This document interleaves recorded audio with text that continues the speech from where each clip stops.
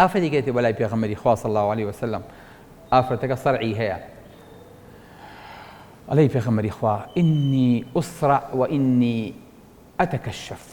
فادعوا الله تعالى لي ئەی پێغەمبەری خوا من ئافرەتێکم سەرعم گرێ تووشی ئیپیلیپسی و گەشکا بم ئێمە چیەکەین؟ ئەڵێ وەڵا کە مندامە گوناحە با بەتەنیا سەفەر نەکات خەڵکێک لەوانەیە کە بیبینێ کەفە چێنیە و کەوتووە بڵێ شێت بووە پێکەنینی پێی بێ بەڵام ئەم ئافرەتە ئەو نەعقلی هەیە بۆ لای پێغەمبەری خوا لەی پێغەمبەری خوا من سەرعم گرێ و ئیپیلیپسی و تووشی کۆنڤڵشنە بم و کەفە چێنم ئەمە باز نییە باسەکە کە قورسا فەرمێ وئینی ئەتەکەشەف ئاگام لە خۆم نامێنێ دەرەکەوم سبحان الله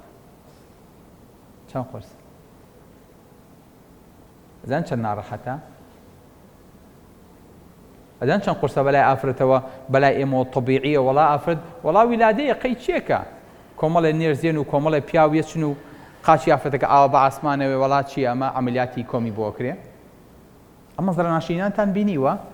وەڵا لە هەموو شوێنێک وایە ئافرەت لە عەمەلیات ئاجلی بۆ چییە با دەرخرێت تەعقیمێکەی هیچی تەعقیمەکەیت ئەو نەدەرەخەی لە ئافرەتە ئەو نەدەرەخەی لە پیاویشە کە پێویستە تەعقیم کرێ کە ببینرێ گەرنا مردووش جائز نییە هەڵی بیتەوە کەشفیکەیت ئەبێ لەژێر ڕاخەرێکەوە لەژێر سەرچەفێکەوە بیشۆیت و پاکیکەیتەوە سێ مافەتە خەمی چیەتی خەمی نەخۆشەکەی نییە خەمی ئەوەیەتی دەرەکەوێت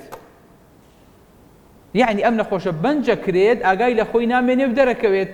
ئێستا خۆی دەرناخات بەڵام تۆ دەرێخەیت کەواتە مەسئولیەتەکەی تۆیە زۆر چاشومەتە ئایسی و کەسێرەکەم ئەم هەموو پیا و ژنە بەڵێ هەمووی لەژێر بەنجا بوو کەس ئاگای لێ نەبووە بەڵام خۆستافەکە ئاگای لێ بووە هەمووی عەورەتیان بە دەرەوەیە باوکو بۆ دای ناپۆشن وەڵا کاکتو ژەن دایەپۆشین خۆی هەڵەیاتەوە بە شێوەیە دایپۆشە خۆی هەڵەیاتەوە یەکی خۆی هەڵەیاتەوە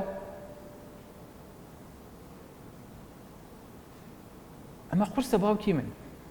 لەبەرەوە زۆر زەرورە ئاگامان لەوە بێ نەخۆش دەرنەکەوێت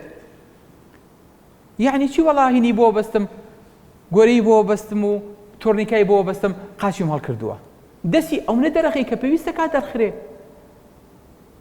ئافرەت زۆر بەتەنگ حیا و حورمەتی خۆیەوێتی زۆر بەتەنگ ئەوەیە کە دەرنەکەوێت